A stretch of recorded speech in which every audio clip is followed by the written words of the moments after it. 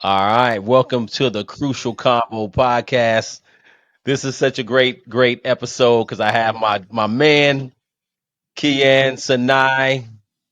I do one podcast a year. This year it's you, man. I didn't even know, Oh, man. Listen, I'm listen, not bro. at the point where I want to give away trade secrets. Okay, so if I get emails like, "You want to come on and talk about what makes you successful?" I'm like, no, I'm hoarding that, to myself. I don't want to give other people the tips, the advice. Get out of here, like Oh man, this guy right here, man. I've known you a long time. You're a very 2012, 2012, 2012. You're a dynamic guy, extremely funny, extremely funny. unintentionally. You know what I'm saying? So extremely funny guy, extreme number one real estate agent in New York City. Douglas Eilman, top producer, top rental agent the past 6 years, and top three across the nation for Douglas Three Eilman, right? percent, yeah, top 3% nationwide, or yeah, who Now, knows? Yeah. no, listen, you're definitely get it from the mud and just Yeah, work at least you hard. can attest to that. Yeah, you know me, I know you. We've come so far. We've It's come crazy so that we're far, doing this, man. man. It's surreal. Yeah. Yeah, absolutely. So to go back a little bit on our history, obviously, people who don't know, I've been an engineer producer for a long time, music producer, engineer. Akian actually had an artist, still has an artist that he managed for Best friend. years and friend, what I'm saying, that I produced for. We met way back in 2012, Jersey City, and we come a long way. And I wanted to talk to you about, I want to talk to you about your real estate journey. There's been a lot of interesting stuff going on as far as real estate, but particularly with real estate agents and brokers.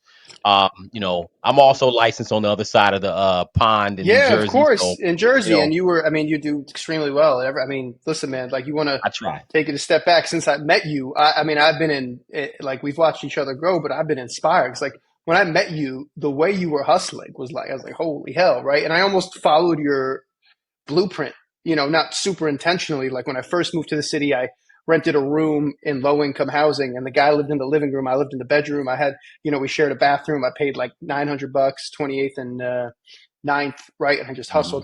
hustled, saved up money, and we would talk. It's interesting. I was thinking about this for the podcast. Like, we would talk about playing it smart but safe. Like, we talked about buying stocks like Procter Gamble like 11 years Mhm. ago, and I just thought to myself, like, 11 years later, we did buy some Procter, whatever, index and all that stuff. And it's like, wow, Yeah. like 11 years later, we made a killing on that, right? So, and Yeah. everyone else was like trying to get rich quick. We always talked about how it's just like this, right? And we've both kind of done that slowly but Slow and surely, the steady. compound.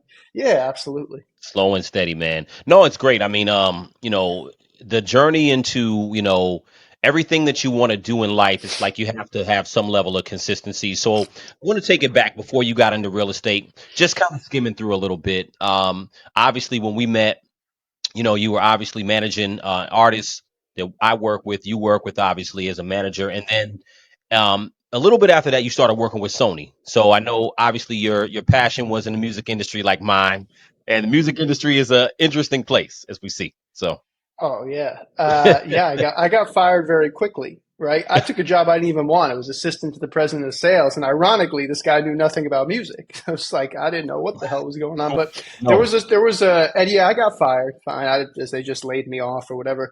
But there was a certain vibe in the Sony building, which is no longer the Sony building. It's like you're walking down the hall.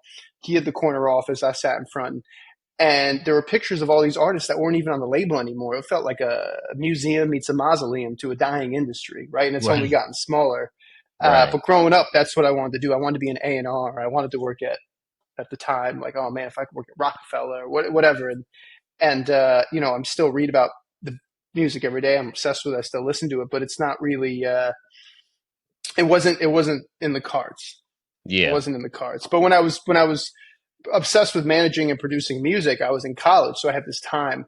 And then that's Right. when I met you, and I was just getting out of college. So I worked at Sony. I was working at a country club. Like, I've been working since I was 12. My first job I had was sweeping and lining clay tennis courts.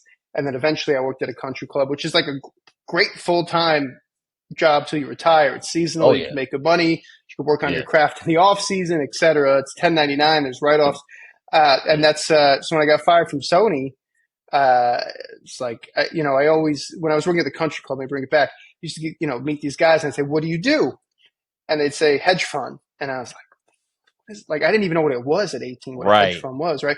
I remember I was talking to this girl at the 4th of July party. I said, what do you do? And she said, PE. I said, wow, you're a gym teacher. That's great. It's private equity. That's not a joke. Like like, I was like, Right. is there something called public equity? Like, I have no idea. And I Yeah. was never a math guy. So I was like, hedge fund, shit. Everyone who's rich here worked at a hedge fund. I can't do that. I don't have there's something called being rooted in reality. I wasn't like, I could do that. Like, I I just think it knew I froze up. couldn't do it. I'm not being negative.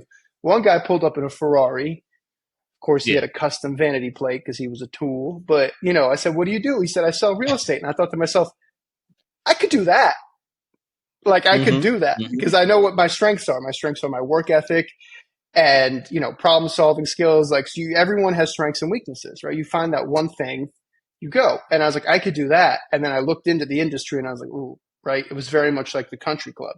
That man Okay. actually joined that country club to make connections, right? Okay. So when Was you he don't with the have a, firm you were in now? he was at Sotheby's. Gotcha. Gotcha. Okay. But and I say this to one of our executives all the time. I said, look, when I was nobody, right? I'm moderately successful in the grand scheme of things. I'm the number one rental agent. There's people who do, who sell 50, $100 million a year. When you're a nobody and you say, oh, it's all who it's all fixed, it's like you sound bitter. But like now Right. you see my accolades or whatever. And when I tell you there's certain rooms you can't get into unless someone opens the door, I mean it because Right. I've seen it, right? Right. Right. So yeah, Yeah. But work ethic will take you somewhere though. You know what I mean? Like if you haven't gotten absolutely. anywhere and you're trying to get in there, And prior to that, I remember you did start the site Kanye Tither. I remember that you did No, that. no, no. I started Yeezy Talk, which was the competition. And then Oh, they that's right. hired You're right. someone and so it's actually really funny. So Mike Dean, whose career is only, skyrocketed, like he Yeah. was a legend then, right? He called me one night when I started the site and people were tweeting about it. And I got the call, it was an 832 number. I said, Mhm. hello. He said, hey man, it's Mike Dean. I saw it and clicked. It's not, Mike Dean's not calling me. How do you get my number, right? Right. He called again. He's like, yo, it's Mike Dean. Like, I think the site is a really cool idea. And I was like, oh, right. So, Well, uh, take it back for a second, Key. So the Yeezy talk. Now, this is right after Sony, right? Right after you left Sony. yeah, I just was like, you know what? Like, there was a message board at the time. This is like pre people being on Reddit called KTT, Kanye to the, And what year and was it that? was, oh man, originally it came online as Kanye Live in 2012, and then it Okay. migrated to Kanye to the in 20, no, it came online in '08, Kanye Live. But it Okay. wasn't just, it was KTT because if you remember, I mean, talking about Kanye now is very taboo, but Uh-huh. everybody fell underneath him. So there was a Drake section. There was, right, like that was the thing, right? So Right. people got to, I'm older now, but people got to remember, like, when 808s came out, Drake didn't even have a proper, So Far Gone didn't come out, right? Yeah. So Far So Gone was, 808s was the blueprint. So Right. while it was Kanye to there was like other artist sections that were popping off very heavy, right? Right. So the website wasn't really designed well, et cetera. So I talked to an engineer. I came up with Easy Talk, which was good artist copy, great artist steal. It was similar. And I thought, okay, I'll build this site up. And I did. I don't remember how many users we had or, people would talk about music leaks. We had a creative section. Mm-hmm. And then KTT didn't like that. So they hacked the site, which would have been fine if I hadn't just put out $9,000 on Yeezy Talk t-shirts that I was going to start marketing through the website, right? So Right. I was actually wearing one to work out earlier. There's a hole in it. So I did 4 designs. I found this person, this intern from Philip Lim, and we had like She Don't Believe in Shooting Stars, just a couple of quick Kanye lyrics. Okay. And the day before we were going to start selling the t-shirts for like $20 a pop, it happens. It gets And hacked. someone from Kanye to the competing site Yeah, obviously they didn't, they did a hack. and I didn't know anything about cybersecurity, so it was very easy to DDoS, where they send like 100 million requests at once and it crashes the site. And Yeah. I didn't, and then I was like, you know what? This is a sign. That was when I saw an opening for a real estate position, Mm-hmm. and I went in without my license, and I like talked my way into the job. They're like, do you have your license? I'm like, no, I can get it. I'm Persian. Tons of Persians are in real estate. Don't worry about it. And they're like, oh, you're Persian. Like, because Persians own a lot of real estate and they're heavy in the real estate game. They're like, do you have any connections? I was like, perhaps we'll find it. No, I don't have any connections. Right. Right. But I Right. was like, yeah, you never know.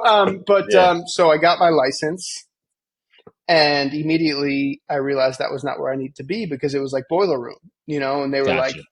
They were like, they hired this guy who came over. He was the CEO of Keller Williams. I don't care. I didn't sign any NDAs. They put us in a Yeah. room for training, sales training. And I'm sitting there and I'm like listening to him. He's like, who takes the subway? And everybody raised their hand. And then he goes, you should be taking the bus. Why? Old people take the bus.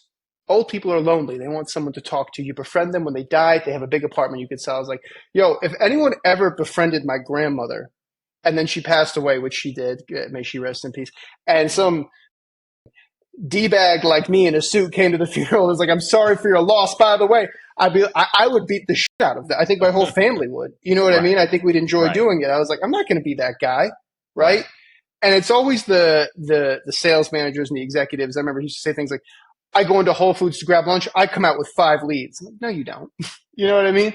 So I learned Yeah. more what not to do, Yeah. right? So I was like, I'm not going to do that. They gave us a script. I threw it away. A customer wrote every email. I definitely lied, but I had a moral compass. So if we got a lead for the Upper West Side, I would be like, hey, I actually live on the West Side and I know some great buildings, some great listings. That wasn't true, right? I never lied to someone and was like, yeah, there's an elevator, and then Right. there wasn't an elevator. But I definitely stretched the truth to get people out, right? And then like, I'm out with my 4th client, right? He's like, how long you been doing this? Feels like forever, right? Hmm. I'm not going to say, oh, actually, Right. it's like, imagine Right. you go in, I know it's not surgery, but imagine you going for surgery. Like, so doc, I how know. many of these procedures have you done? Actually, Two. this is my second. The first guy Right. died on the table, like Right. just like, oh, Right. We'll see how it goes. yeah, hey, so yeah, I definitely told, FIPs, small lies, whatever you want to Of call course. them. Of course. And within 5 months, I was the top agent there. Now this was before. Now what was the name of that agency? It was Triplement. It was purchased by a company Triple called Mint. The Agency. Got Yeah, it. which is Got it. Mauricio Umansky, or I don't know, I don't follow, but yeah. Got you. Yeah, I've Yeah. heard of Triple Mint. But So I was like, let me. how am I number one? Like 6 months in, number one rental agent. And they said to me, your close rate's crazy. It's 38%. I'm like, oh my God, I'm so sorry. They're like, no, no, no. A good close rate is 18%. You're at 38. What are you doing differently? I was like, I'm not lying to people. Like, I don't, you know what I mean? Like, I was like, Yeah. yeah, I'd say things to get them out on the appointment. Like, oh, I'm a neighborhood expert. Meanwhile, I'm like looking at Google Maps. Like, oh, we went to Amsterdam instead of Columbus. Goddamn. I was like, no, I wanted to show you this is, La Pain Yo, Quito Dade. it's Yeah. it's called the gift. It's called the gift of gab, man. You know what I mean? So you gotta Sure, have but that. like, yeah, and I wore a suit every day, even if it was Yeah. like a small budget, Yeah. because you got, one of my favorite movies is American Hustle, and Christian Bale goes, you got to do it from the Oh, feet up. You got to do it from the feet yeah. up. So you do it Sure. from the feet up, and also people feel important, right? I used to go Right. show a $2,000 studio, and for those who are watching, that's not a lot of money in New York City. It is everywhere else in the world. It's not Right. lost on me, right? And to qualify, you have to make 40 times the monthly rent. So if Right. I'm showing someone a $2,000 studio, they're making at least 80 grand a year, right? Right. So I'd show up in a suit and they'd be like, oh, the last apartment I looked at, the guy was like wiping crumbs off his face. Right. So Right. they'd be like, In a wow, you're wearing a sweatsuit. suit. And I would be like, oh, yeah, I just have an open house for a sale after this. I had no sales at the time, Yeah. right? But people Yeah. don't want to hand over their information to some schmuck on wheels, right? You I'm got doing you my got to look best. busy. You got to look busy. Well, let me take you back before we get to where you're at now with Douglas Elman. Um, Sure. so so a lot of people, I don't think a lot of people understand the rental market, right? So in real estate, most people think about, you know, more like on the Jersey side. Most people think about buyers and sellers. Rentals are kind of a side thing, but it's usually buyers sellers. So I think most of America, this may just be my opinion, most of America knows about interest rates. Can I afford to buy a home or not buy a home? And then I rent. But in New York City, I kind of want you to break down a couple of questions I had. So, in New York City, the rental market is the main market. Obviously, people do buy, but rental is the main There's market, a ton right? of multifamilies. There's a ton of rentals. Sure, right? And it's the barrier to entry to buy here is so crazy, right? If you're spending $1 million, you're lucky if you get a decent one bedroom, right? So Right. yeah, there's a ton of rentals, and I think the median rent for a one bedroom now is almost 5 grand. It's like $4,600. Wow, it's at 5 grand now. It's almost at five, and Wow. those numbers. I'm boots on the ground every day. I have a couple people that work for me, the team, whatever you want to call it. But Yeah. I actually like being out there, so I'm out there every day, right? So like Okay. I can changes are palpable. I can feel them, but yeah, man, it's you have to qualify. You have to make 40 times the monthly rent. So if you want a Right. $2,000 apartment, you have to make at least 80 grand, or you're not getting approved. Now, if you have a Okay. cosigner, we call it a guarantor. you got to make Sure. 80 times the rent. Okay. So So pretty I much would the same thing. say, heavily people under 30 have to use co-signers because of how expensive things are, right? And Right. in since COVID, rent has gone up 7 times faster than wages have. Right. So it's like, we're starting to see the bubble deflate now, but summer of 21, summer of 22, I'm like, there's no way this sustains, and it just keeps going higher. And you're like, Yeah. oh, the higher that it climbs, the harder it's going to drop, right? But the Yeah. thing about Manhattan when it comes to sales and rentals is even when it drops, it's expensive, right? If it's people Right. always say, do you come across any deals? I'm like, yeah, like if something was 4 million in a bad market, it's 3.2. Do you have 3.2 million Right. dollars, Exactly. right? Exactly. Rich is rich at a certain point. You know what I mean? So Sure. You got now, to have money to make money. Sure. Yeah. so as you get to Douglas Elman, right? So when you get into Douglas Elman, you're already rocking and rolling as far as the rental market. Now, I want to kind of understand. So when you get to Elman, to be number one 6 years in a row is a big deal. You know what I'm saying? Obviously, you've been doing something extremely right. So hmm I mean, what is a typical day when you're dealing with renters? Because I want to get into the whole bill that they're trying to pass to get rid of the broker Yeah, fees, right? absolutely. So I Absolutely. want to Yeah. get into that part. But before we get into that, I want to kind of understand because, you know, as you've seen, there's been a lot of like demonization of the real estate agent broker, right? Everybody feels like, oh, well, you just open the door and you're not really doing anything and you get I this fat close check. it too and I lock it. Like, I don't understand. Like, what do you mean? I just open it? You think it's leave it open and leave? No. We, man, no, really though. It's funny. It's like, and I've been saying to people, I'm like, yeah, right. So a couple things. One, I completely understand, right? I think that you are an outlier. I'm a little bit of an outlier, but it is a profession that tends, let's be honest, to lend itself to like douchebags, right? Yeah, So let's be yeah. honest, right? And There's used car salesmen and douchebags or whatever in the game that I don't think provide. I think 80, just like every other profession, whether it's Yes. right, like 80%, right? So it's like teachers, right? It's like, and I did an Right. interview with Spectrum One the other day, and I get on the Zoom, and she goes, "I've never had a good experience with a broker, and none of my friends have ever had good experience." I'm like, oh, cool. Like, how do you start the interview? Like what? And I was just like, well, Right. like, I was like, look, K through 12, I probably had five good teachers, right? K through 12. Yeah, man. No, but yeah, it's the demonization. I think the shows don't help. I don't watch the shows, Right. but I don't think they help because from what I've seen, I mean, these people don't have two brain cells to rub together. It's all scripted. It's all performative. But like, people are like, oh my God, what people have in their minds is that we make millions of dollars and that it's very Right. easy, Right. They right? have no idea. And you're right. The TV shows don't the TV shows are just not reality. I used to tell people that all the time. The first time that I had a buyer, I brought a buyer to a listing that, uh, okay, whatever, who cares? Ryan Serhant had, right? And this was the first time I'm meeting him, and people are like, oh, Mm, like you're going to Ryan's listing? Like, he ain't going to show up. First showing, he doesn't show up, right? He goes to the first meeting with the seller and is like, yeah, I'm on TV. He's like a pull string doll. He's all high energy, right? And then he disappears. You don't see him again. He has someone show it. Usually they're attractive and he gives them 20% and he keeps right. 80, right? But when they were about to like actually buy it, this was in Dumbo in 2017, he showed up. Okay. So he like was on the email was like, yeah, I'll be there tomorrow. I'm like, oh, so like I'm watching clips of the show. So I have something to talk to him about. Right. Cause I'm like, I can't, Yeah. okay, right? Because I think that I'm about to go talk to like the Warren Buffett of real estate. Like, I don't understand, you know what I mean? And it's like, Yeah. people always ask me because I've sold $6 million apartments and I've rented $1,200 apartments. The only difference in my mind, the guy selling the $1 million listing guy, better haircut, more Right. expensive watch, more expensive Right. suit, same asshole.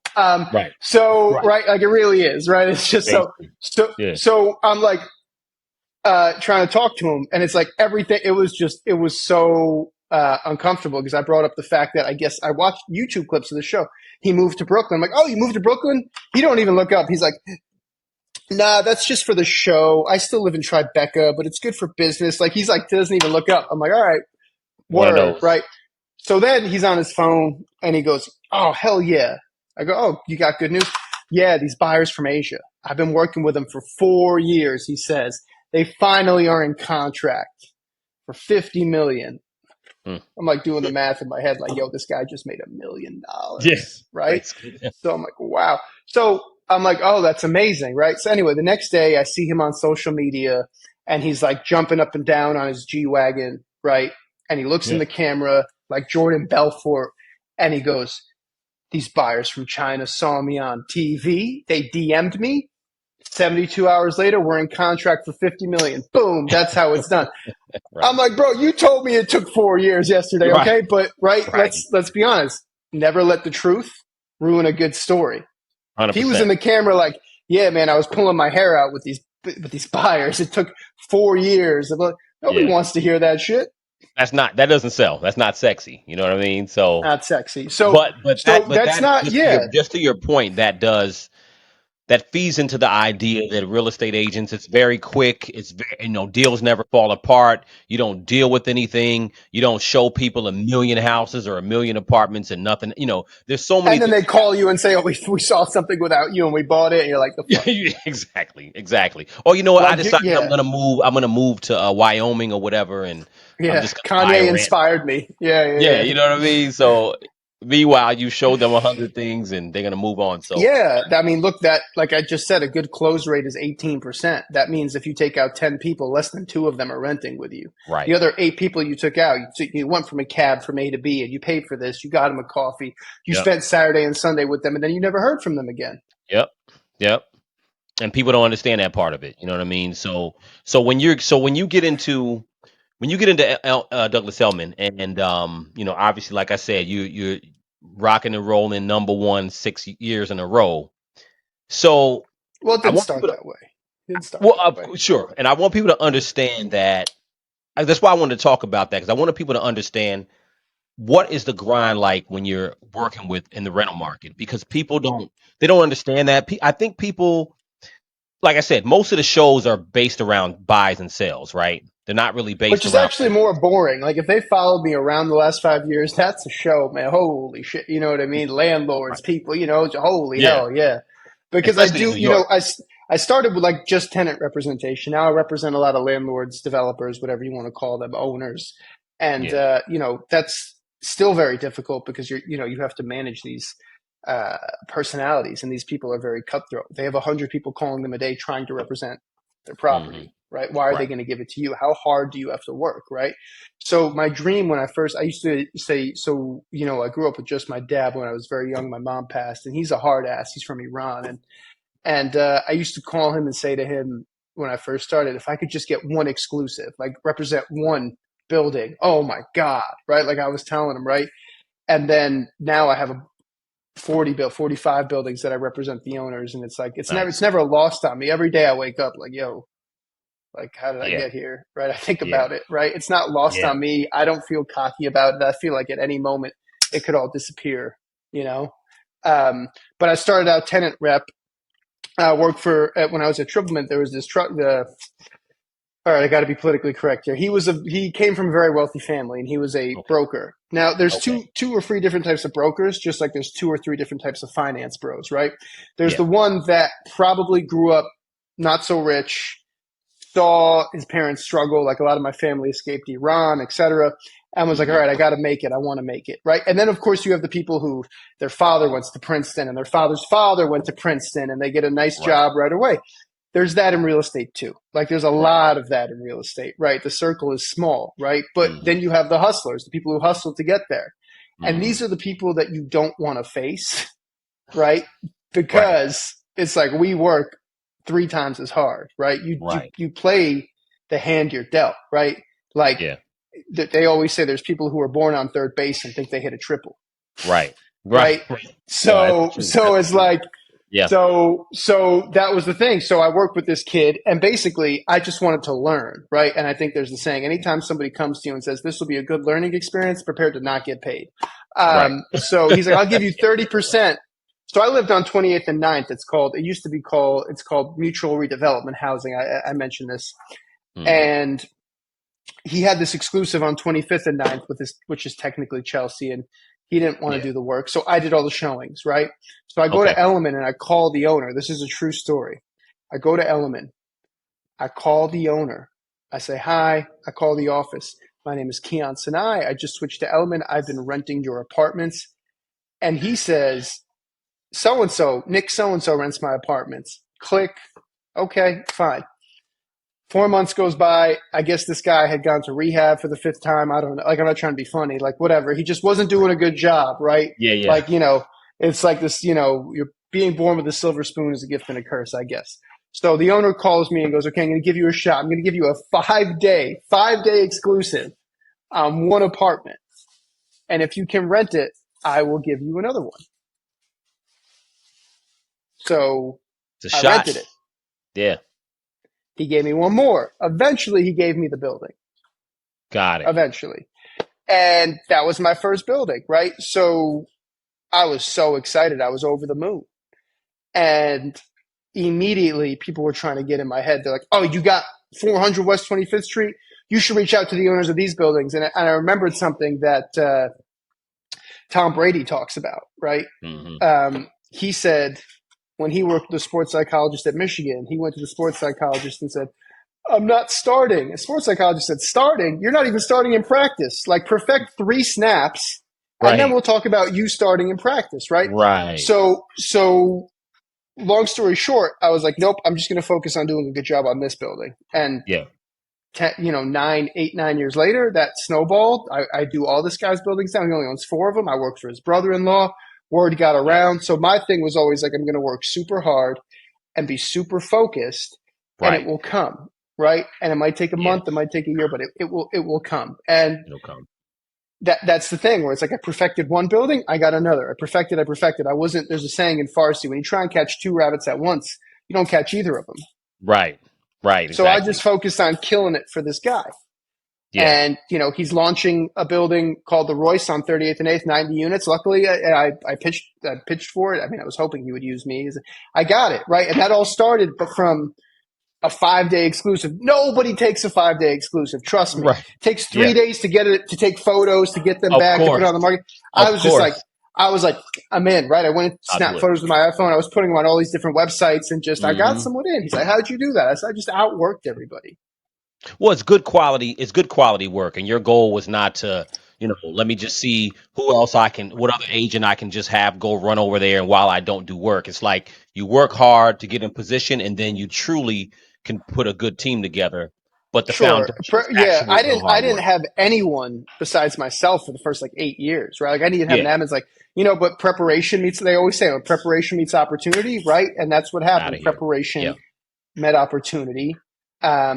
And like you said, there's a lot of demonization of real estate brokers, but yeah, the average rental agent in Manhattan makes 65,000 a year. Like, is that who yeah. we're going after? You know what I mean? Well, yeah. I mean, that's essentially who they're going after. I mean, the average. I mean, the average agent, like we talking on the Jersey, taking on the Jersey side, is probably maybe less than that. You know what I mean? But here's the thing. I wanted to get into that because I'm glad you mentioned that as far as the value that you bring to renters. So I want to go into real quick. I want to go into the quick video about that bill that they're trying to pass because the main part of being a sales or a rental agent, the main part of it is obviously that when you rent an apartment, typically the renter pays the broker fee, correct? Most of the time. So here's the thing. In certain areas where the demand is high. Gotcha. Okay, right. So it's really just contingent on that, right? And unfortunately, I Okay. talked to the New York Times and Spectrum. I did all this press last week, and they just used like one line because they had their minds made up, right? You know what I mean? I was like, all right, fine. But yeah, so in certain areas. So for example, right now on Street Easy, which is owned by Zillow, and that's whether you're looking for a $10 million apartment or a $10 apartment, everything's on Street Easy. So Yeah. 95% of leads come through Street Easy on through Manhattan, right? The other 5% come through Zillow, which is like the same thing. So, Right. so just to back up real quick, only in areas where there's such a demand, right? So, for example, if you have a good listing in the West Village or you're representing a really nice condo, right? But 55% of Street Easy right now, as I'm doing this interview on November 20th, is no fee, meaning the landlord pays when you go directly to.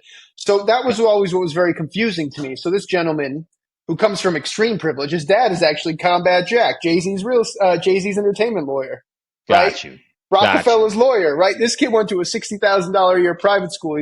He's wearing a $3,000 Tom Brown outfit, right? Tom Mhm. Brown. It's like, I looked at so like Bergdorf Goodman, and he's like, I'm for the people. I'm like, Yeah. he's gone to the Met Gala 2 years in a row. Yeah. It's for the people, right? Yeah. I've never met these socialists out of control. He's like a socialist, he says. All I don't right. know.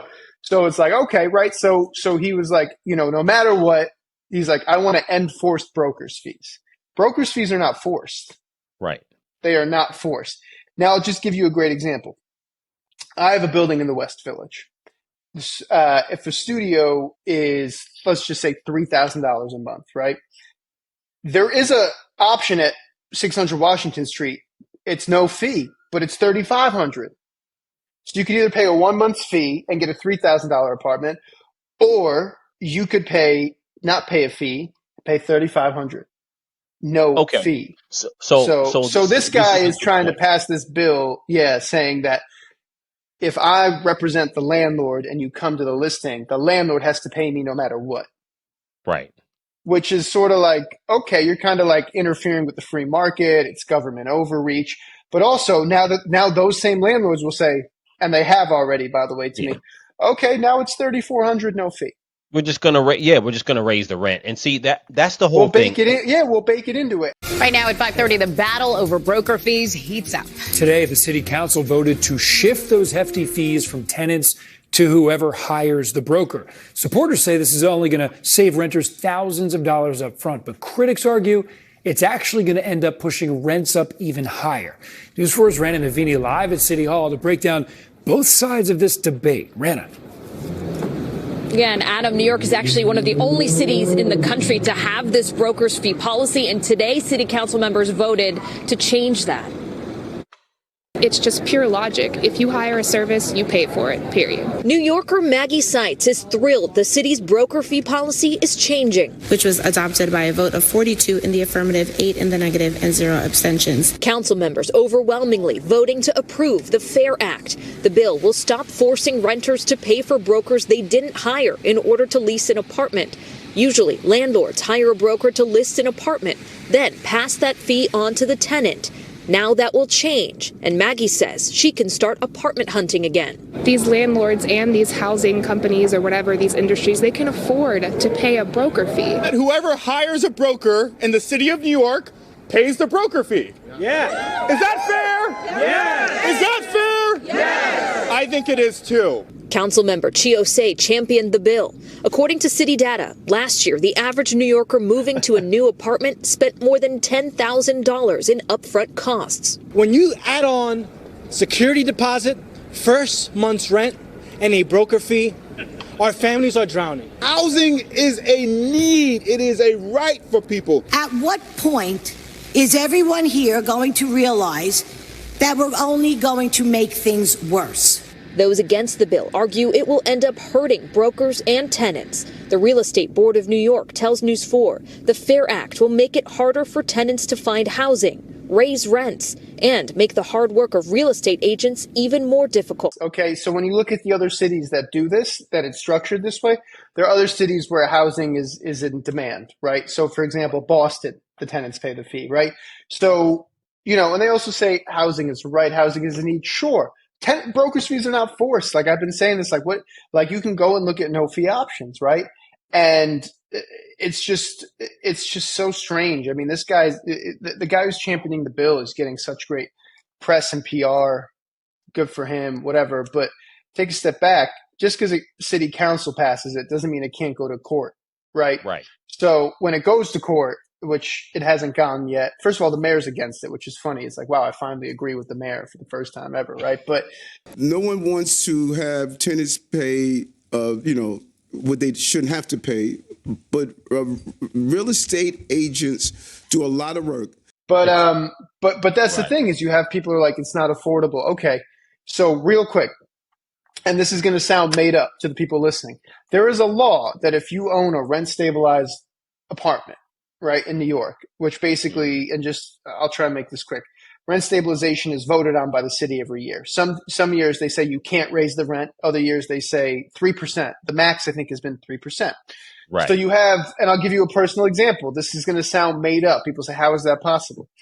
I have a building in the West Village. Market rate, one bed, 5,500, right? Mm-hmm. A rent stabilized tenant who's been there since the 70s, who started at $400, is only at like $900 at this point, right? Right. They deserve it. They've been there since the 70s. Their rent is stabilized. They have a rent stabilized lease. They passed a law in 2019 that said when he moves out, the next person also has to pay $900. Really? Swear to God. So right now in New York City, there are 80,000 minimum apartments sitting empty being warehoused.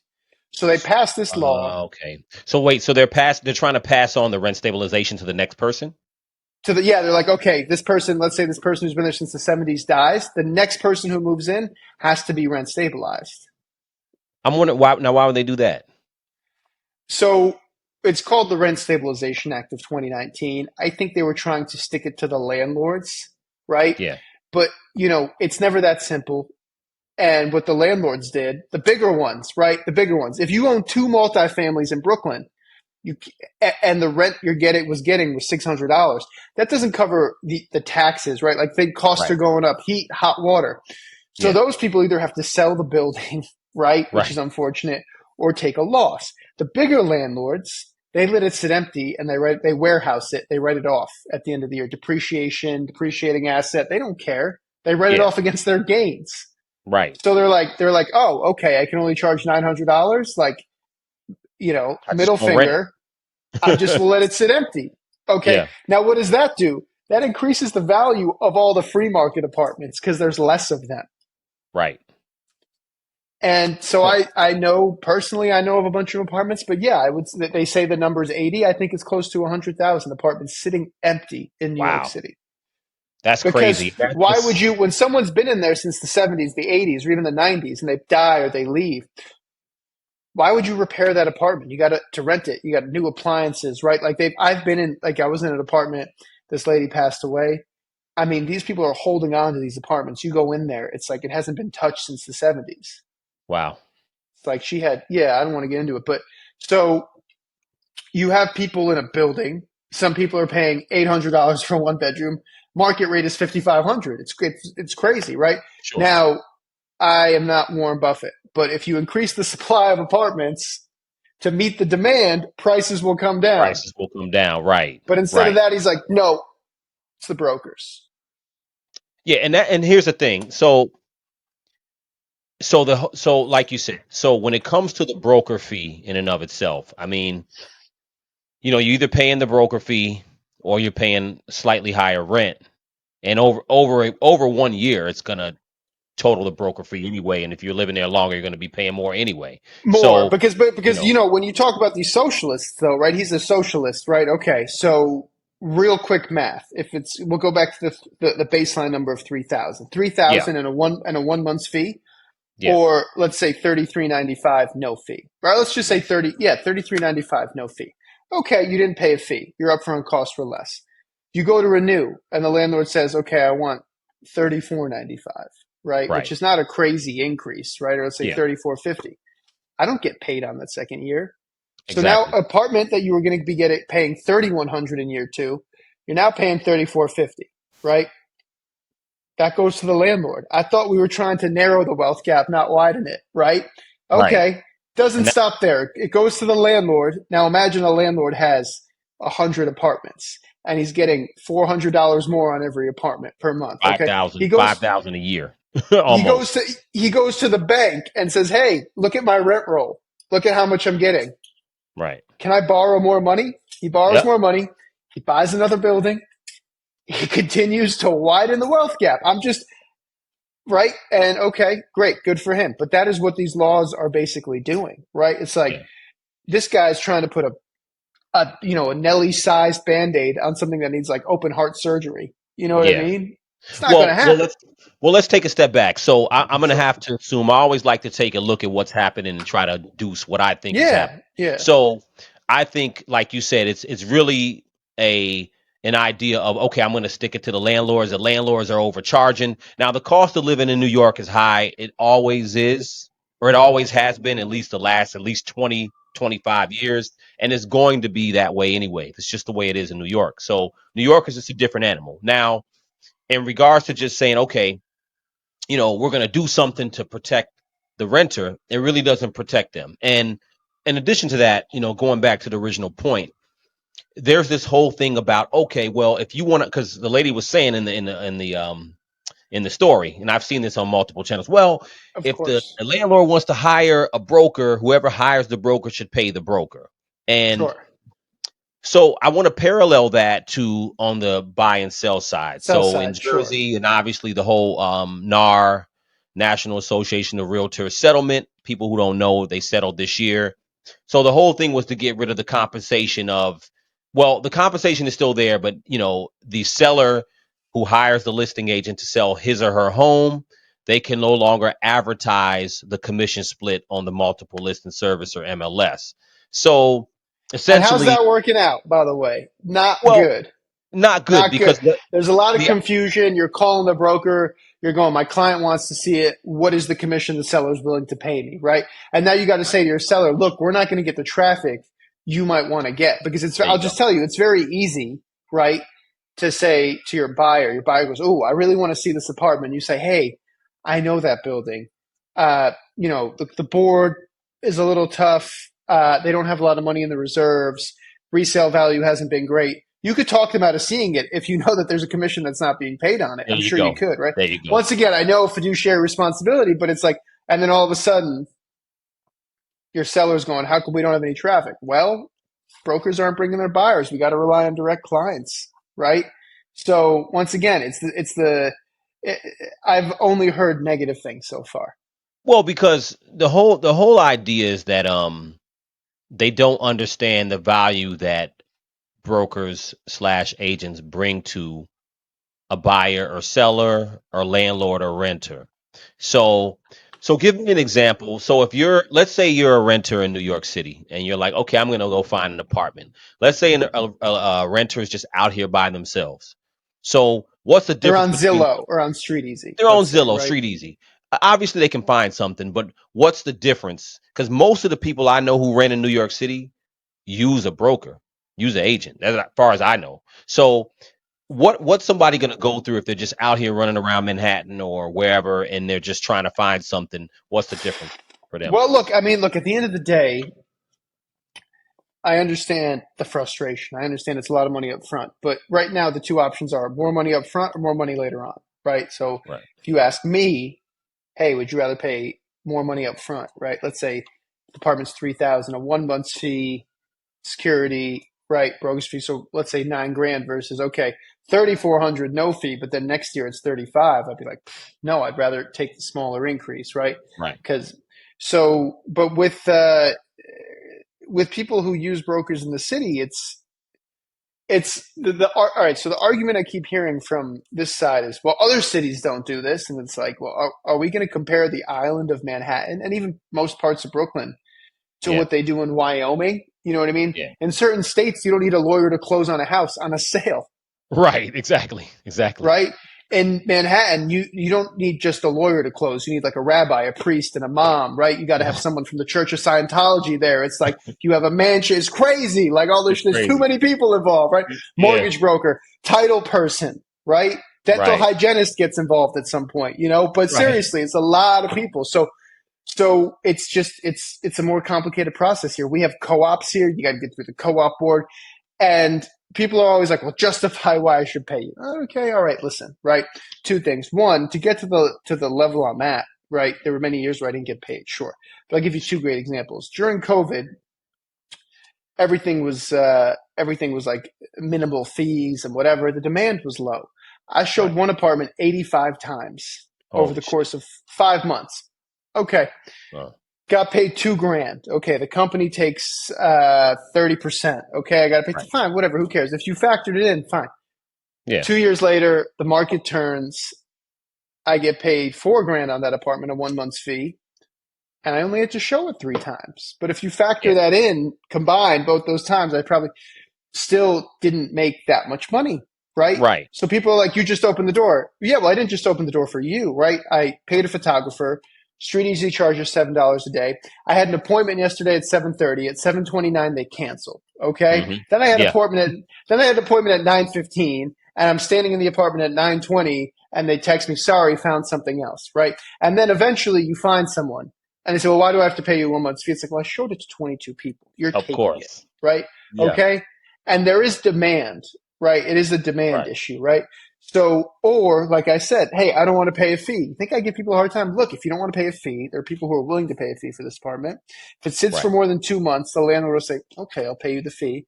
But I don't think it'll sit for more than 2 months. But maybe if you go up 5 blocks or, I don't want to live there. Well, that's a no fee apartment. Right. Supply and demand. It's that simple. I guarantee you, if you pulled up a map, right, of where the fees are and where the fees aren't, I guarantee you most of the fees are in West Village, Greenwich Village, Soho, Tribeca, where people, right, the demand is the highest and the supply is the lowest, right? Yeah. If you pull it up in Hudson Yards, right, 8th, 9th, 10th, 11th, 12th Avenue between, 28th and 60th, I guarantee you there's a high concentration of no-fee apartments because the demand isn't as high. Right. So do you want to go live on 34th and 9th and not pay a fee? Or do you want to go live on, Christopher Street and pay a fee? The choice is yours. Yeah. And obviously, there's, like you said, there's more high demand. There's more high demand areas. And interesting thing about that, Key, is that like taking Jersey for example. I mean, it's the same thing. I mean, I've done some rentals, and rentals are the same too. I mean, most of the rentals, I would say the majority of them on the Jersey side are the tenant pays the broker fee most of the time. So I've dealt with people there like I don't want to pay a broker fee. And kind of the same thing. I mean, only because people are willing to pay it, especially if it's something nice, people are willing to pay the broker fee. So at the end of the day, it's like, it is what it is. Look, this guy who's trying to pass this bill, forget about the fact that he comes from severe privilege, right? His only job he's ever had, the guy who's trying to pass this bill, is a club promoter, right? This is the truth. Okay. And, I know that I don't drink.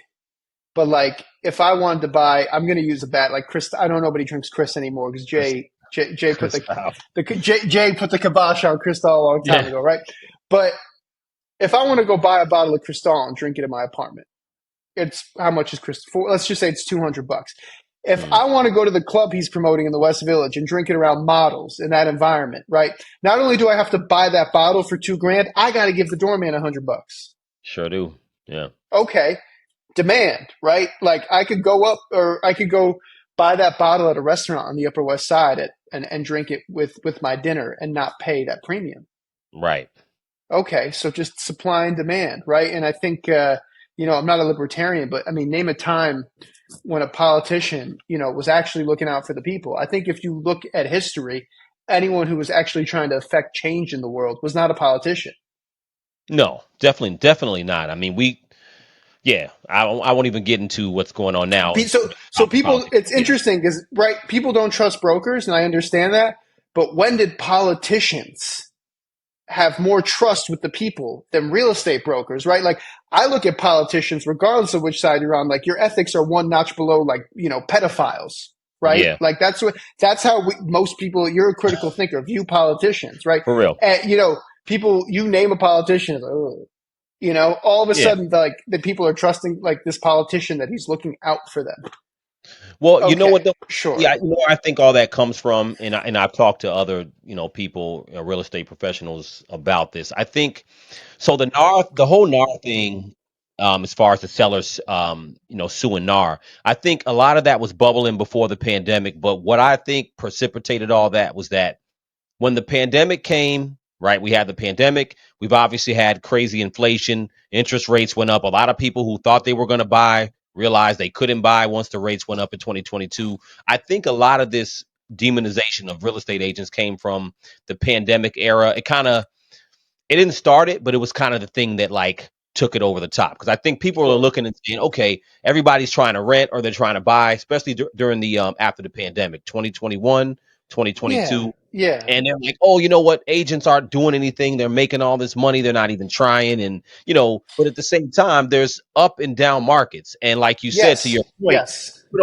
people don't see all the work you do. They have no idea. So maybe you do show an apartment one time. And then every now and then it happens. and then you show another right? apartment 50 times. So it balances out. Yeah, this is not a quantitative field. It's not like, you clock in, you clock out, this is how much you're owed. Yeah. There's people who have been doing it longer than me who have made less money. There's people who in their first year have made more money than I made this year, right? Right. That's the thing. Right. There's no salary. You start at zero, but there's also no ceiling, Right. right? Right. It's like, and say, oh, all you do is open a door. Listen, all Steph Curry does is put a ball through a hoop. Yeah, at a very fucking high level, at the highest level. And because he does it at the highest level, he gets paid the most money, right? People pay for it, yeah. Like there are people who are paying $2,500 for a Taylor Swift ticket, right? Yeah. And then there's somebody who is just as talented as her in the subway station below me singing her shit for free. Basically, yeah. Yeah. I don't know. Absolutely. So, well, the thing of it is that for whatever reason, I don't know what the future brings or what they're trying to do as far as the real estate industry, but I don't think they're helping the consumer. I don't think the NAR settlement helps the consumer. Politicians, listen, like I don't understand how like people aren't like, all right, listen, if this sounds too good to be true, especially if it's coming from a politician, right? Yeah. And this goes for bait and switch listings. Like people will send me a listing sometimes, and it's like doorman, blah blah blah, with this price. I'm like, listen, I have a doorman building on 37th between 8th and 9th. Doorman, washer dryer and unit. The average one bed is 4,500. Some guy took the photos and was running a scam on apartments.com, trying to rent them for 1,800 a month. And he would say, I just need someone to look after the apartment. I got transferred to Delaware. He had a whole scheme going. And people would come to the building, and I just happened to be there a couple times doing an open house. And they'd be like, I sent this guy $500, and they're showing the emails to the doorman and I.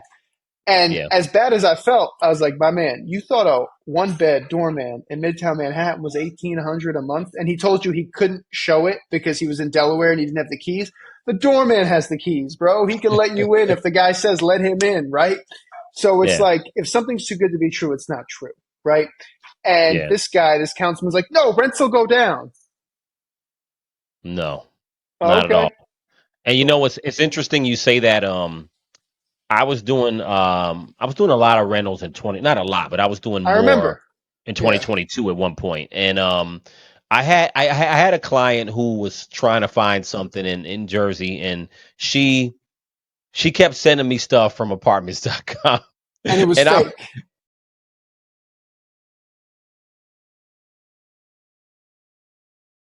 Telltale sign is the price, to your point. Like it would be something that just isn't. There's nothing. If it's too good to be true, it's not going to be true, obviously. So, sure. I mean, that's a great segue because I think in a time of economic hardship is when you see more scammers pop up online. I can, Grant Cardone, I can 10x your money, right? And we see all these guys, and they're like, "I'm rich, buy my sales course." And I'm like, "Well, if you're rich, you wouldn't be need to sell me your course, bro. You know what I mean? Like you'd be investing your money, right?" Exactly. And we saw a lot of that during COVID, and we still see a lot of that. And I think it speaks to like this councilman is Gen Z and all that. I think it speaks to Gen Z. Every generation has always had a lack of respect for the next generation. Like, Gen X will say millennials don't work that hard. But when you look at Gen Z, it's alarming because, I've had Gen Z interns, I've had Gen Z assistants, and I'll just say something really basic to them. Like, oh, you've never seen Goodfellas? And then they'll be like, it's 2.5 hours. I can't sit still for 2.5 hours. I'm just like, yo. I'll go on YouTube and watch the clips. Yeah, I'll watch so with Gen Z, there's just been a real, like we always talk about the next generation. There's just a real, I don't, and by the way, I don't blame them because why would you want to go work a job, an entry-level job, when you see people on OnlyFans and TikTok making six figures, right? Shaking their ass or reviewing coffee shops or what, skincare, whatever it is. And then you're like, oh, this job only pays $18 an hour. And it's like, well, look, one thing I can say about millennials, Gen X is like, hey, at least we took those jobs. We learned, right? And I've rented to Gen Z people and it's alarming. It's really alarming. They have good jobs, Morgan Stanley, whatever. And they call me the day they go to move into their West Village. They go, the keys down, Eric. So now I tested them, or my assistant tested them. Now it's not working. I go, listen, turn it and push in, wait till you hear the click. And then I just hear them go, oh, it's like, damn, you don't know how to open a door, like this. And that happens enough for me to share the story, by the way. Yeah, yeah. Well, no, that's Right. such a great point too, because I think the thing is that I think the younger generation has been taught that everything's going to be easy. You know what I'm saying? And you're not supposed to grind it out. You know what I'm saying? So part of that is seeped into the culture, yeah, because they do think, oh, I can just do whatever. I can do something and it's going to be, something passive.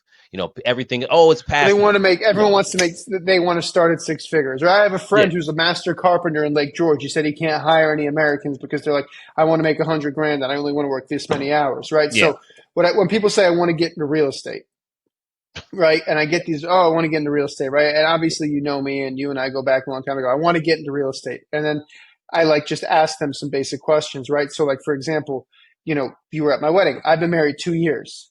We Hmm. haven't taken the honeymoon yet. Hopefully in December we can get away for 4 or 5 days, right? I haven't taken a vacation in my adult life. So I say to them, are you willing to work every weekend, right? Well, I kind of like my Saturdays. I go to, okay, right? People think Yeah. that you're your own boss. Whenever the phone rings, I've run out of the gym Hmm. to go show an Hmm. apartment. Literally run Yeah. out. Yeah, I'll be there in 20 minutes, Yep. right? I'm not my own boss. Whoever emails me is my boss. Whoever Yeah. calls is my boss, right? Right. That's just what it is. I'm not my own boss. I don't make my own hours. Other people make my hours. I want to see, Right. right? Think about the person who can afford an apartment in Manhattan, guarantor or not. They either want to see it before work or after work. You can't be like, Yeah. I kind of want to hit a lift with my friends at 6. I got to Hmm. the gym early. 7 o'clock was early. You know what I mean? Hmm. For me Yeah. today, right? And that's the thing is there's a certain level of sacrifice, Yeah. right? Even when I met my wife, I'm like, listen, Saturdays I'm free by 4, Sundays I'm free by 4. I don't have a whole Saturday or a whole Sunday. Yeah. For the first time ever in our relationship, and we're going on 5.5, 6 years total of knowing her. Last year was the first time on Sunday we went to 8 at 1 p.m. We went to brunch. Wow. And look, Yeah, man. and that's crazy because people think that it's just easy, and when you're servicing people who are buying or selling, like you said, I mean, you do have to really. I mean, there's all types of wild hours. You know what I'm saying? And people don't Well, if it's understand. my question, the question remains: if all brokers do is open a door, right? Then how come over 80% of people who get their license don't renew it after the first 2 years? Like, do they have carpal tunnel syndrome? I don't Exactly. know. Exactly. If it was that easy. If it was Yeah, that right. easy, And everybody would do it. I think to trivialize any job, right? It's like, listen, and I'm not being facetious. I couldn't be a barista. I couldn't do it, Nah, I couldn't right? either. And I would Nah. never say all you do is make a cup of coffee. No, Right. you got to deal with rude people all day. I mean, so do I. But my point is that you could trivialize any job, right? Really. But You really I could. think it also gets very dangerous when all of a sudden the government is like, this is who pays, this is how much they can pay, Yeah. right? My wife is a therapist. Uh, she doesn't take insurance. If they said you have to take insurance, right? And this is a great example. This councilman, because I was actually at the hearing, I Oh, testified you when they were. showed them, like, oh, of course. Okay. And then he's like, there's women who are in domestic violence situations that couldn't move because they couldn't afford to pay the broker. And I'm just like, so, okay, like if you don't have insurance and you have cancer, the hospital doesn't treat you. Okay. Does Exactly. that mean the hospital wants you to die? It's like, so what were you trying to say? I support domestic. I don't understand, right? Like there are people who are starving outside, right? But they're not saying the restaurants have to give them free meals, Yeah. right? Well, if you can't afford to pay to eat there, you can't eat there. You can go to a shelter or whatever. Like I do It is believe what it everyone is. needs housing. I do believe everyone needs housing, but not in the West Village. Um, Well, and 100%. I think Yeah. also, I'll tell you, sometimes I get people who reach out, fair housing, I show them the apartment. They have a voucher for $3,600 a month, That's right? crazy.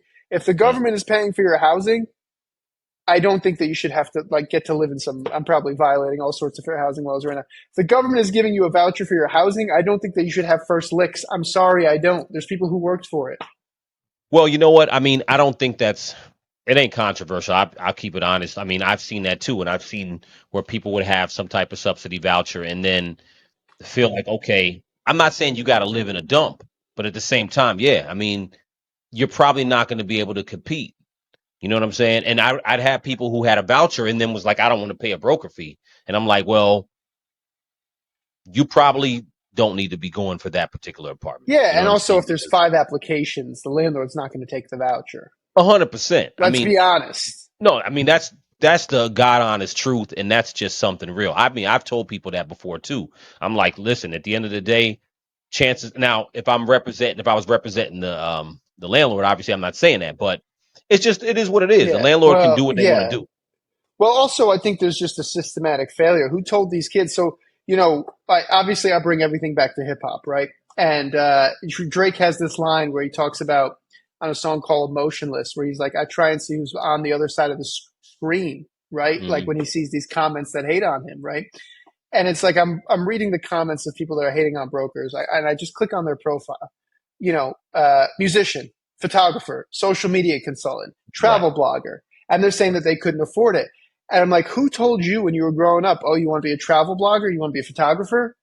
Oh, great. You're going to have an easy life. Things are going to be easy. You're going to be able to afford to live in the West Village. Who Yep. told you that? Right. Right? I think that's amazing that people are into photography. I'm into music. You're into music. I think you know what you're signing up for, but these kids are Yeah. told they're special and they deserve a trophy. And it's like, listen, you're a photographer. You're a social media consultant. Yeah. If you can't afford to live, maybe you should stop telling me I don't have a real job and get another job, whatever Yep. it is, right? It almost boils down to entitlement because someone told them, whether it was their parents or their teacher, oh, you want to be a travel influencer? Awesome. That's going to pay the bills. That'll do it. Well, here's the other thing too, is like you're not going to solve the problem blaming a real estate agent. It's just not going to solve the problems of the cost of living, jobs, whatever your beef is. You're not going to solve it there. But instead these guys aren't creating more opportunities, right? They're No. feeding. They're feeding a man to fish. They're not teaching a man to fish. Yeah. And something about us, because we go back to 2012, is like we don't have the victim mentality, No. right? We blame ourselves, whatever, right? And growing up, I'll tell you, I always felt like a little bit of a victim because I grew up without a mother because my mother passed away, right? And then as I Hmm. got older, I almost was embarrassed that I ever felt that way, right? Yeah. Because it's like, okay, I have a dad who's absolutely insane, but he gave a shit, right? He fed me, he put a roof over my head. There's a lot of kids who, their mom dies, their dad sends them to live with whoever the hell, the Whoever. grandparents, whatever, right? I had Yeah. aunts and uncles that loved me. They didn't replace my mother, but like I had people that loved me, and so many people don't, right? Yeah. And like I've never felt like less of a victim, right? And I think that I'm paraphrasing here, but Warren Buffett talks about, okay, there's how many billions of people in the world, right? If you entered a room and everybody had their shoes laid out and you had a chance, an opportunity to step into somebody else's shoes in the world that wasn't yours, would you stay in your shoes or would you take that risk? Because the odds Mm. are in this country, in America, we live in a first world country, running water, everywhere's got AC. The odds Right. are you put yourself into someone's shoes, you could be assembling iPhones at the Foxconn factory, okay? Man, listen. You could be sewing soccer balls in Bangladesh, right? This Facts. country still has a tremendous amount of opportunity. Facts. Maybe Yeah. less than there was. Don't get me wrong, right? The walls have definitely gotten higher to scale, but there's opportunity. I live close enough to the city that I could commute at first, right? Yeah. I mean, it was the last stop on Poughkeepsie is the last stop on the MTA. I just made it, right? Right. But when you were living in Jersey City before you were married, before you had kids, and you lived in the studio, when I was living with that guy, I never said, you know whose fault this is? Somebody else's. I Yeah. just said I'm going to work, and that's Yep. the thing is that you don't have a victim mentality, and look how far you came. I don't have a victim mentality. Look how far I've came, and now I'm at this juncture where it's like, for the last 10 years, I've sacrificed so much to get to where I am, and then this Gen Z councilman comes in and is like, you know what? I don't understand anything about economics, but I think you think I'm being funny, right? I think he looked at like, okay, what will get me popular, right? Right. Right. And we've seen this like in Eastbound and Down where it's like, when you become famous, whether you're an athlete or a rapper, the first thing they do is they open a charity so they can write everything off, Of course. right? So they basically come to you and say to you, okay, listen, like, this is the charity, right? Like nobody remembers Darfur. Not at all. What happened to Save Darfur? Right? Nobody remembers Aleppo. Do you remember Coney 2012? Mm-hmm. Remember Coney, the warlord 2012? You know, he's Yep, I still remember doing going. his thing. You know, Yeah, look him of up, go to course. Wikipedia. He's still alive, right? Of All these course. white people forgot about it. I'm sorry, right? All these Yeah. privileged white people were like, What Coney about what about 2012. Haiti? What about Haiti? You Yeah. know, Well, I mean, the so Clinton Foundation did well. I don't think they built any homes, but they did very well, right? yeah, So it's like this all stemmed, everything we're talking about stemmed from charities and yeah, politicians. yeah. Okay.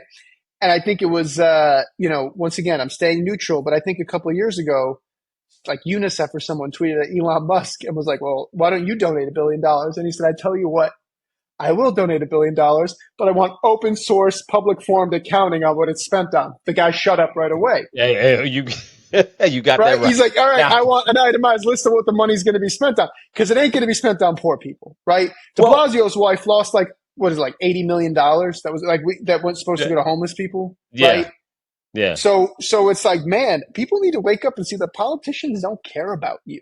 You know, I'm the so number glad you one said. I'm so the number glad you. one Oh, inside go ahead. trader is Nancy Pelosi. She's a Democrat. The number two inside trader is Darren Crenshaw. He's a Republican. They don't care. They're getting paid. They're getting They don't paid. care I'm about so you. glad you said that because I think that look, regardless of who you voted for, you know what I'm saying. I'm not going to press you, but you know what time it is. Regardless of who you voted for, it's a different time in America, and I think it's such a good point because I think what's happening now is that there's a lot of on the surface there seems like, oh, we're doing something for the people, and look, whether you want to admit it or not, as far as the parties, I'm not caught up in parties, but it's all about branding. So the councilman you're talking about, so it's about branding, right? So, like for instance, the Yeah. Democrats have always branded themselves as we care about the working people, and this is what we're about. And the Republicans, oh, tax cuts for the rich. And for the first time, the branding is kind of switched. It's kind of different now. But I think that again, Yeah. you know, Yeah. it's totally switched up. So I think that that's what goes down to or goes back to the point as far as real estate agents. They've been stamping this branding on real estate agents. And look, at the end of the day, I mean, you're in a bustling market. You're successful because you work hard, to your point. You work hard. Listen, Um, I'll tell you right now, yeah, I work extremely hard, 7 days a week. If I pull it up right now for the year, granted, we're in what month are we in? We're in November. You see, I don't it's even know. November. But Yeah. if you look at how many steps, okay, today I took 15,000. I average over the last 6 months 16,598 steps, right? A My day, man has right? the math. Yeah. Okay. And that doesn't include like the workouts because when you do runners, Stairmaster doesn't count your steps. That's just running around all day, right? Yeah. It's again, I've considered myself fortunate that I get to take steps and be active and make money, Yeah. right? Yeah. And it's like it's like you tell people a politician doesn't care about you and they get upset, you know? It's like, buddy, when you're throwing the stripper once, she cares about you, when Right. right? Like, That's and the I've heard game. that quote, believing that a politician cares about you is like believing a stripper is into you because you keep throwing money at her, Yeah. right? And when you look at these campaigns, one of them spent $1 billion. Like, holy hell, Well, yeah, billion yeah. I dollars. mean, yeah, yeah. What they spent they spent $1 billion and are 20 million in debt. Um, Yeah, and I think you make some good points, and like we're keeping it very neutral politically speaking. yes, of course. But it's just it boils down to like people want to get rich quickly, which doesn't happen. I always like to reference a scene in Wolf of Wall Street where he gets fired, Black Monday happens, and he goes to like the chop shop out on Long Yep. Island. He answers the Yep. ad like Investa Center, and Spike Jones, who's a great director, is playing the guy at the front, and Yeah. he goes, "Oh, here's our markup, 50%," and he goes, "Yeah, you're never going to believe this. We tell these people they can get rich quickly, and they believe us, Right. because there's no such thing." Right? Right. And someone would be like, no, there's a guy who made $1 billion off crypto. That there's exceptions and then there's rules, Of course. Of course. There's always right? exceptions, and most of the time is rules. But the thing of it is, I like what you said earlier. As far as I think people have to reset their expectations, and I think that's one of the things too, right? Because when you're able to evaluate what you can afford and even just taking a step back and doing the math on stuff, you know what I'm saying?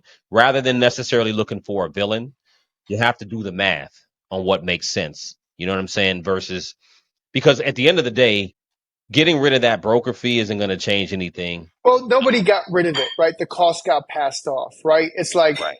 it's just, and I think that there was a moment where the current administration was like, and grocery stores and gas stations, you got to bring the price. And gas stations like, yo, we make 3 cents off of when someone pumps their gas. We make the money when they come in and buy one of those hot dogs on the rollers. Like, you know what I mean? Like, Right. gas is just our loss leader here, right? Exactly. Like grocery stores margins are razor thin, and a lot of these Their margins are super low. And here's the thing, just to that point, we'll keep it neutral. But as far as one one of the candidates' proposals to attack corporate price gouging, it's just not what it is. That's just not what's going on. You know what I'm saying? Sounds good.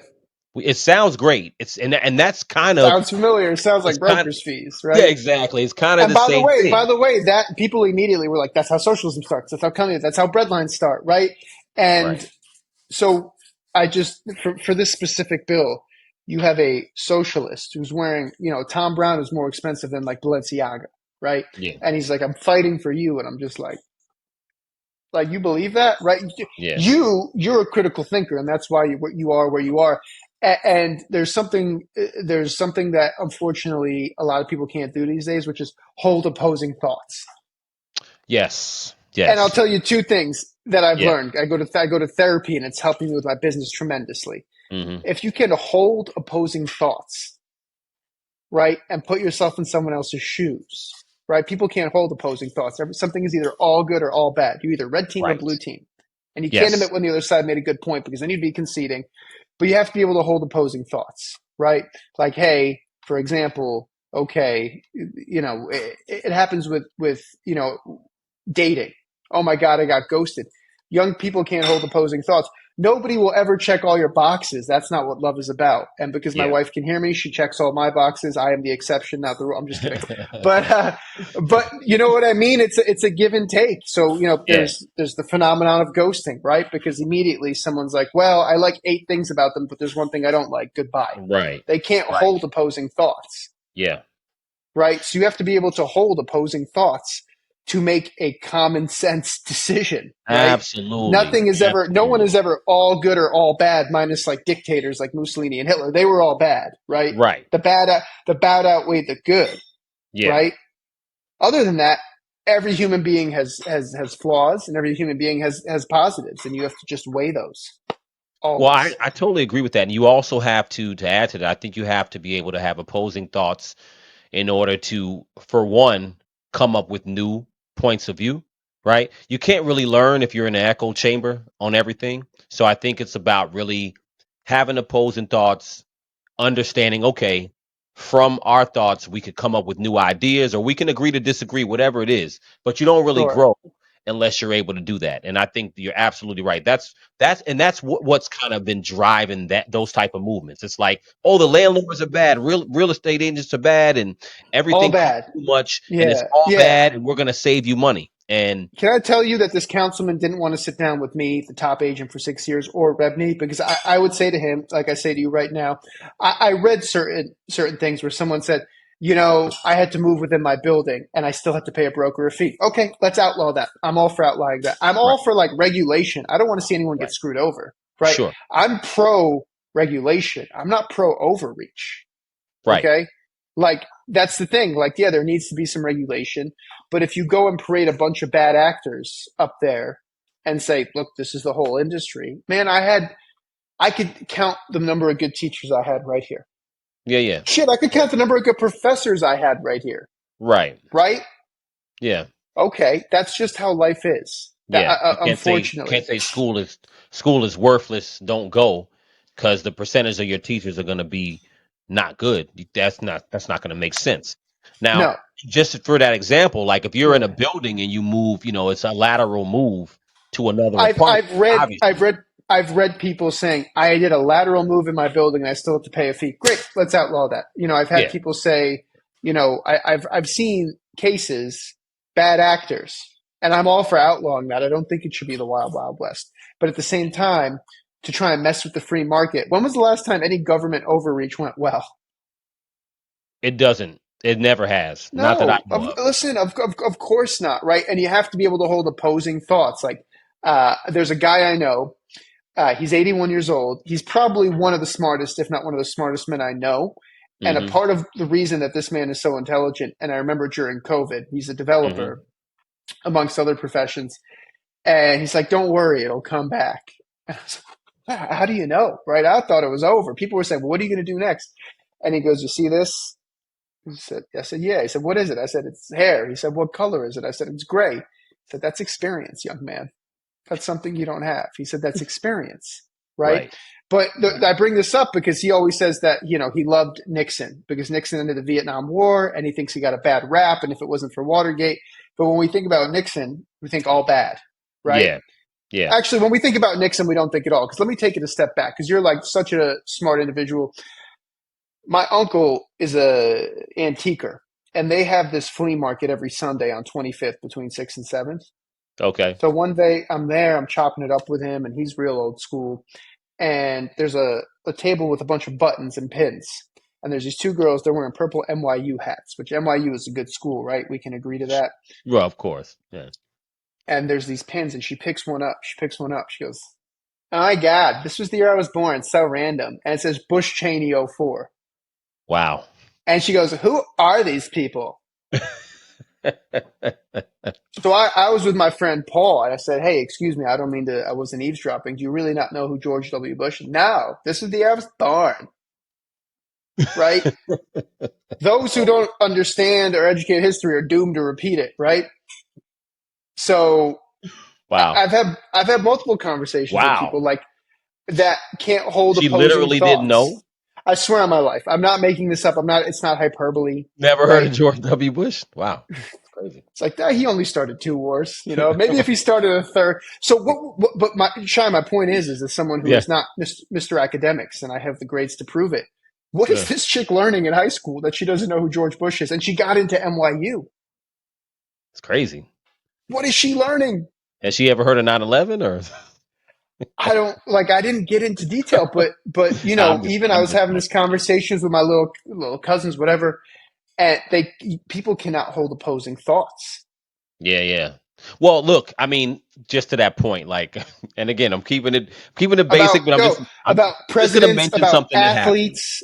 I'm gonna mention something that happened after this after this election. You ain't saying it, I'm saying it. After this election, oh boy, we have something called the 4B movement, right? So the 4B movement, it didn't start in this country. It's something they started in South Korea, if I'm not mistaken. I could be wrong. No, it's Japan. No, it's South Korea. Sorry. So they started this movement. Women who were saying, okay, they were pressured. They have a low fertility rate in the country, and they've been pressured to have kids and all this stuff and get married. So a group of women, they had this 4B movement. It's about not breaking into the pressure of having to have children and get married and all this stuff. So they shaved their head and all this stuff. So anyway, after Harris lost. I'm hearing this for the first time. I'm trying to American women, look up the American women joining the 4B movement. So because they hate Donald Trump so much, and this is just to your point, this isn't political. This is just to the point. Well, it is political, but it's to the point of can't have opposing thoughts. And I agree with you. A lot of young people are really just like, oh, I feel all the way this way, and it's all of my emotions versus anything logical, right? So they joined this 4B movement. These are women who have vowed to not have to be celibate for the next 4 years. They shave their head. They're not going to allow any men close to them for the next 4 years, all because they don't like Donald Trump, right? So now I bring that up because I know it's crazy. So I bring so I did a whole video. I did a whole video on it because it's no, wild. I'm gonna watch that one, right? But as sorry, go ahead. I'll make my no, it's okay. I bring it up because just to your point about a lot of young people, they can't get past the emotion of things. So just tying it back to that councilman, as long as you can say something that ties to people's emotions, they don't really care about the math. They don't care if in the second year they're paying more than the broker fee. They just don't care because I think emotions matter more to a lot of younger people than anything else. They just don't care. Not sustainability. Yeah, absolutely. Right. If you say to them, and we've had this conversation, hey, Procter & Gamble has survived every war, and not that they know that wars ever happen, so they don't. Right. And every year it goes up 4%. It pays a dividend, or you could Yep. YOLO all your money into this shit coin and make 10x. Like, oh, the shit coin, right? It's like not Right. right. And the 4B thing, I haven't heard of it. I'll watch. I'll watch your clip on it. Very interesting. But listen, there's no doubt that this. Bill Maher did a new rules on Sunday. They pulled white progressives and they pulled black people, and there's a higher rate of white progressives than black people and Latino people who believe this country is inherently racist. Because I Right. think a lot of people, right? I don't identify as white, right? And I've never been treated as white. I'll tell you that right now. Wish I was, let's be honest. But I don't know if I was white. It's like people are like, listen, I don't want to be a victim. Right. And It doesn't do any good. And I come from a Yeah. family of two of my uncles had to escape. One of them was thrown in prison. My grandfather was thrown in prison, all because they were a different religion. That's it, right? Yeah. And just a quick question on that. They coming from around, and what time period was that? 70s when the revolution happened. Yeah, right. After And I married 79? and I married a woman who is Jordanian Catholic. I'm not Catholic, right? So it's hard enough to find someone that you love, or in her case, it's hard enough for her to tolerate me, right? But then once you start putting these like barriers of religion on it, it's crazy, right? Yeah. It's insane. But her father and my father and my uncles, they love it here. Like it's that clip of Succession of Logan Roy when he's like, "Oh, I love it here," right? Like, and her father, who came here when he was 15 and learned English by being a busboy at a Howard Johnson, right? And my uncle Fardine, who came here and was cleaning industrial boilers at Marist College and painting at Marist College. He's now very successful, right? These people are like, man, this shit could have never happened in one lifetime in anywhere but America, right? This is still the land of opportunity, right? Yeah. So when you have people in your life that tell you that, it gives you some perspective. Unfortunately, most people don't have any perspective, and lack of perspective will only hold you back, right? And when you talk to people who came here from another country, they won't stop raving about how great this country is. Now, it has its issues. Oh, well, we got another, but how come people are willing to risk their lives to come here if it's so terrible? That, I'm so glad you said that, because I always tell people that too. I'm first generation. My parents came here in the late 70s from Ghana. So, my parents, like other people, they, like you said, they come in this country and they're like, you know what? As long as you're in America, you have a shot. You got a shot at something. You know what I'm saying? Like, regardless. Yeah, and I think about, my dad, and the only thing that I could do is, or you think about your parents, the only thing you could do is just try and give, I don't have kids, but try and create a better life for that and just keep moving it up for the family, right? And it got to a point where, and I believe that people should be able to do whatever they want. Yeah. Within the privacy of their own home, right? So it's like, these people want to shave their head and be celibate. You're only hurting yourself. Well, look, maybe you're not. Maybe you're not. I don't know. But my point is, I don't want to. But if you want to be, you should fine. If you want to get married and have a traditional marriage to a woman, great, awesome. If you want to get married to a man, great, awesome, right? So I don't care what people do. I think, I think that's a very, you're basically a New Yorker, tri-state area. We never cared. I never cared. I got gay friends. I got black friends. Like it's like, and then, but when people are like, "Yo, we're fighting," I'm like, listen, I'm friends with these people. Like, you just like, shut up. I've been friends with these people for years. Like, leave me alone. You know what I mean? It's but you know what? Here's the thing. Like, and I think that's, to me, that's a very normal thing. Like you said, I mean, it's not about, I think the reality is that we're getting away from the identity politics, and we're getting away from just looking at people as identity. You know what I'm saying? I totally agree. I think it's about, so the whole emotion thing, I want to bring it back a little bit. You were talking about this particular councilman and a lot of people who are privileged. So you have a lot of people who are privileged that they try to identify as victims and bring people into that victim category. And being a victim is very emotional. So it's hard to sift through where there's real injustice and there's not real injustice. It's just conditions. You know what I'm saying? Conditions of what's going on in the world. So it's hard to differentiate the two if you put everything in that category of, oh, you're being a victim or you're being oppressed. And I'll tell you, as someone who has kids, I'll tell you one thing. When you have kids, see, people say a lot of things about how they see the world and how they feel. But what you tell your kids is the God honest truth. because you really care about your kids. So you really, even if you feel like, oh, you know what, this world, we're all victims and we've been oppressed and this happens and that happens, but you know what, you can't really feed that to your kids because you know that you have to motivate your kids, and you know in 20 years, 25 years, they'll be full grown adults. So you have to give them something else. So that's why we tell our kids, they say, oh, Dad, I want to be president. Of course you can be president. You can be anything you want to be. Why? Because you give them ultimate optimism, because that makes sense. You can't give them And like, well, you might not be able. You tell a 5-year-old or a 10-year-old, well, that might not be able to happen because they're raising prices on rent and this and this and that. Like you don't tell them all that stuff you don't want to because scare them. I mean, yeah. yeah, you got to motivate them. You know what I'm Of saying? And course, and, that's and you what want it is. them to feel inspired, and they can be anything they want in this country, But right? they can if they feel like a victim. You can never feel like something if you can never get move forward if you feel like a victim. And I think that that's the big thing that I think the country's changing. I think hopefully for the better. And I think that if people just tying it back to what we were talking about as far as real estate, I mean, Yeah. uh,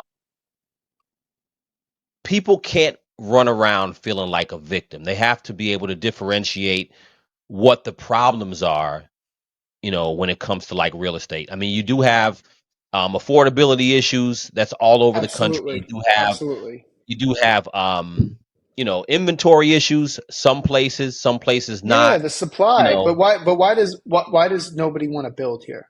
Right?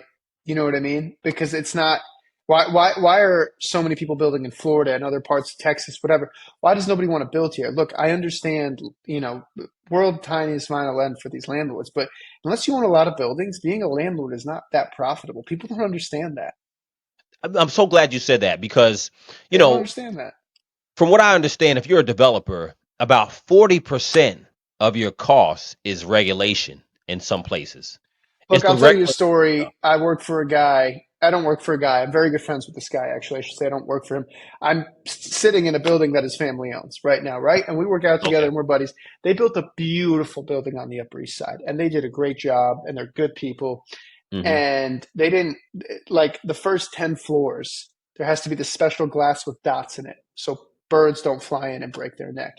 This glass cost like hundreds of thousands of dollars, right? Jeez. And the father said to him, how many chickens do we slaughter every day to eat? We're going to spend like a mill to save 10 pigeons all of a sudden? It's just common sense. And if you think I'm making this up, you could pull it up. It's like I've talked to other developers. You have to have certain glass. It's very expensive. So the So the birds don't birds break don't the fly net. into it and break their neck. Pigeons. Like, we need less pigeons. I'm sorry, I said it. We need less rest. We can And do without pigeons. Yeah, I agree. it is not common sense. How many birds do we kill every day to eat? Yeah. Right? But I had this conversation with my wife last night. It boils down to perspective. We're in a world where, like I said, I think that people are just kind of, targeting the emotion of the problem versus the Emotions. actual solution. You know what I'm saying? Correct. And Correct. I think that right there is that's the approach I think the councilman's taking. I think a lot of people are taking, but I do think the country is going in a different direction. I think they're going away from that direction, hopefully. And when there's a problem, I think that hopefully people are starting to look at what is the actual problem. You know what I'm saying? So If the mayor doesn't sign it, Rebney will take it they'll put a temporary restraining order on it. They'll file in federal court. All the lawyers I talked to were like, look, this won't pass as it. So in 2019, when the Rent Stabilization Act or law passed, mhm, 2019, one of the interpretations were that broker fees were illegal, right? right. And this is actually very important. I should have brought this up in the beginning. So there was a law that was interpreted that brokers' fees were illegal. The problem is a lie makes its way halfway around the world before the truth has a chance to put its pants on, right? Right. That's not a Diddy Party reference. But my point is that so there were headlines, brokers' fees are now banned, right? And people were confused. I was calling landlords, we're calling lawyers, are they banned, are they not? We're looking into it. Of course, it went to the Supreme Court, and the Supreme Court said this is unconstitutional. They shot it down. For about 2 weeks, we weren't sure. And in those 2 weeks, I called my landlords. I said, hey, I don't think I can charge a fee. And like I said in the beginning, they said, okay, it was $3,000. Now it's $33.95, no fee. Okay, done. Then I have this councilman go, it won't raise the rent. Like, bro, I experienced it already. I have the data. And rents went up Literally. across the board those 2 weeks about between 8 and 12%. So It so happened. in that realm, when the landlord will just raise the rent and then the landlord will just give you the fee. They'll roll it in. But on year two, they don't pay me. So you're making the landlord richer. Because like I Right. said, he's like $33.95 no fee. That's essentially $3,400. If he wants $35.50 for year two, he's now getting $35.50 every month for an apartment that he probably should be getting $31.50 for. Right. Right. And on year two, it's all the landlord. Like I'm It's not all getting landlord. anything. There's no annuity. Yeah. I don't know, man. I'm Yeah. concerned, and yeah, I'm concerned. I'm very concerned. He called it the Fair Act, and it's like, how could you vote against the Fair Act, right? And this is a tactic George W. Bush used. He called it "No Child Left Behind." Right. Statistics show most children were left behind, but Right. who's going to Right. vote against a bill called "No Child Left Behind"? It Yeah. sounds like, It sounds right? great. Once again, Patriot Act. Who's going to vote against the Patriot Act? People didn't even read it. I'm a patriot. Right, exactly. It must be good because listen to the name itself. Well, Key man, I appreciate you, man. This is awesome. My We're wife's gonna. going to kill me. It's 11:07. I didn't I know. realize. I But took for up all plenty the of your people time. who watch this, I hope you watch all of this man's podcast because I've learned so much from him. I I appreciate you, man. have. I've known him for 12 years. I've never seen someone grow. He's given me the most amazing life advice. I am not just saying this. Like anytime I was going through it before I got married, it was like, okay, I'm going to see Shy next week and he's going to talk some sense into me, right? And you are able to hold opposing thoughts. You're like a critical thinker. You're a common sense person and you're a survivor. You do whatever it takes, man. I think that if the world had more people like you, like especially in political positions, or you better, you have common sense, and so many people I lack that. appreciate it. I Yeah, appreciate you, man. Well, listen, man, you're a awesome dude, and I'm been very impressed since I've known you. All the stuff you've accomplished, and I'm proud to be your friend, man. And I'm inspired. I'm inspired by you too, man. You're extremely I wise and just a great example, man. I'd like to come back on in a couple months and talk about how Jeffrey Epstein didn't kill himself. If you have, no, I'm just kidding.